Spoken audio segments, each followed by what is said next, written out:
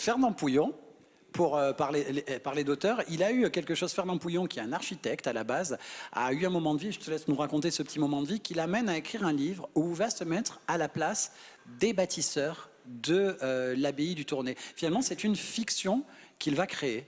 Absolument. Donc en 1964, Fernand Pouillon sort un livre qui est en quelque sorte le journal de bord du moine bâtisseur de l'abbaye du Tournai tel qu'on la connaît aujourd'hui. Donc l'abbaye existait déjà, mais elle a été reprise, des travaux ont été refaits.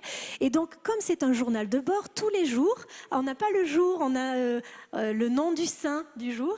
Et tous les jours, il va nous livrer ses soucis, ses choix, ses doutes, ses difficultés techniques. Et c'est en fait l'occasion pour lui de parler plus fondamentalement de sa vision de l'architecture. Et il va plus loin parce que c'est une réflexion assez philosophique sur l'ordre du monde, sur la foi même. Donc, alors, s'il arrive à mêler justement cette réflexion, il y a plusieurs raisons à cela. Déjà, il est architecte. Tu peux nous parler de ce Fernand Pouillon en tant qu'architecte? Finalement, c'est quelqu'un qui est connu régionalement quand même. Alors, peut-être que Caroline est plus à même de me dire où. L'exemple qui vient en tête, bien sûr, c'est à Marseille, puisqu'après après-guerre, il va rebâtir toute la série de grands bâtiments qui sont sur la rive nord. Donc qui sont aujourd'hui visibles.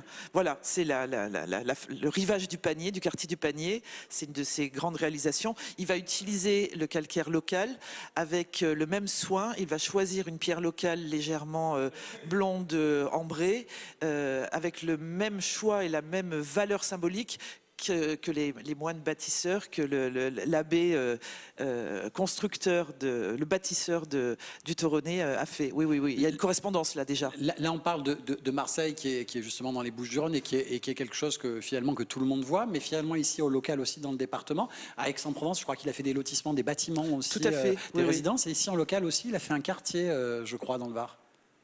Les sablettes. Mais oui, bien sûr. Elle se dit, évidemment. de quel quartier c'est surtout la pierre qui est reconnaissable en fait, cette pierre couleur miel. La station des sablettes, bien évidemment.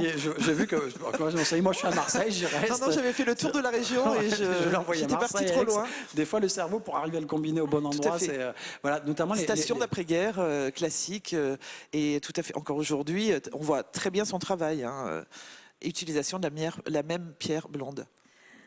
Je crois que c'est Caroline qui m'a conseillé cette lecture. Alors je suis entrée, j'ai vraiment plongé dans le monde du XIIe siècle. Avec dans Fernand l'abbaye. Pouillon, les pierres sauvages. Les pierres sauvages. Je crois que j'avais oublié de donner le titre, tout simplement. Donc, avec Caroline, tu m'as appris, que ce livre, on en parlait toutes les deux. Donc tu peux dire. Oui, parce qu'au départ, en fait, ma première réflexion, quand j'étais étudiante en histoire de l'art, c'était véritablement le livre à lire. Et je me suis souvent demandé, mais il a dû partir pendant des semaines ou des mois en méditation. C'est pas possible de se sentir investi. Il s'approprie vraiment les pensées, la vie dans les moindres détails de l'abbé bâtisseur. C'est quand même assez extraordinaire, c'est remarquable comme ouvrage. Et donc il était forcément, visiblement dans une cellule, à méditer pendant des jours, des heures, à écrire, etc. Et on a appris qu'il était en prison pendant 3 ans, et c'est là qu'il a écrit Les Pierres Sauvages. Et c'est justement où je voulais venir tout à l'heure, c'est-à-dire que cet ouvrage dont tu te parlais, pour rentrer un peu plus précisément, il y a 2 facettes, c'est-à-dire que s'il arrive justement à parler, d'avoir ce regard d'architecture et ce regard finalement de réflexion sur cet isolement des cisterciens, c'est pour cette raison-là, c'est-à-dire qu'il était en prison et vraiment, et dans l'ouvrage, je crois que, si ma mémoire est bonne, dans le début de l'ouvrage, ça explique finalement une dédicace qui est au tout début de l'ouvrage. Oui, qu'on ne comprend pas si on ne sait pas qu'il est en prison. Il remercie toutes les personnes qui l'ont soutenu.